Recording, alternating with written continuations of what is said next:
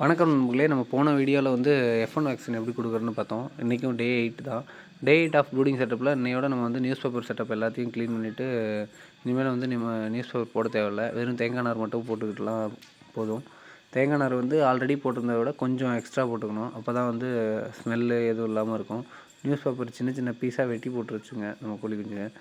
News paper use பண்ணுறது வந்து ஒரு 5 நாளைக்கு கொஞ்சம் ஈஸியாக இருக்கும். அதுக்கப்புறம் லாஸ்ட்டு 3 டேஸ் ரொம்ப கஷ்டமாக இருக்குது. பேப்பர்லாம் வந்து கிழிச்சு போட்டுட்டாங்க. அதெல்லாம் சுத்தமாக க்ளீன் பண்ணி எடுத்துடணும். ஒரு சில பேப்பர்ஸ்லாம் விட்டோம்னா அதை வந்து கோழி குஞ்சு சாப்பிட்டு டைஜஷன் ஆகாமல் இறக்கிறதுக்கும் வாய்ப்பு இருக்குது. முன்னாடி உள்ள பேட்சில் வந்து எனக்கு நியூஸ் பேப்பர் சாப்பிட்டு கோழி குஞ்சுகள்லாம் இறந்துருக்கு. So newspaper newspaper கூட முடிஞ்ச அளவு எவ்வளோ க்ளீன் பண்ண முடியுமோ பண்ணிடணும். அதே போல் ஒரு 2-3 நண்பர்களை வந்து கால் பண்ணியிருந்தீங்க. ப்ரூடிங் செட்டப்புக்கு எவ்வளோ ஹீட்டு கொடுக்கணும் எங்களுக்கு தெரியல. ஒரு சில டைம் வந்து ஹீட் அதிகமாக போயிடுது, ஒரு சில டைம் வந்து ஹீட் கம்மியாக போயிடுதுன்னு சொல்லியிருந்தாங்க. ஸோ வந்து ஒரு கோழி குஞ்சுக்கு வந்து ஒரு வாட்ஸு, அதாவது இப்போ நம்மகிட்ட 270 கோழி குஞ்சு இருக்குன்னா நம்ம 300 வாட்ஸ் கொடுக்கலாம். நான் வந்து பகலில் 200 வாட்ஸும் நைட்டில் வந்து 300 வாட்ஸும் கொடுத்துட்ருக்கேன். உங்களுக்கு பார்த்தாலே தெரியும், நம்மக்கிட்ட வந்து ஒரு 5 பல்பு தொங்கும், 2 சர்க்யூட்டாக கொடுத்துருக்கேன்.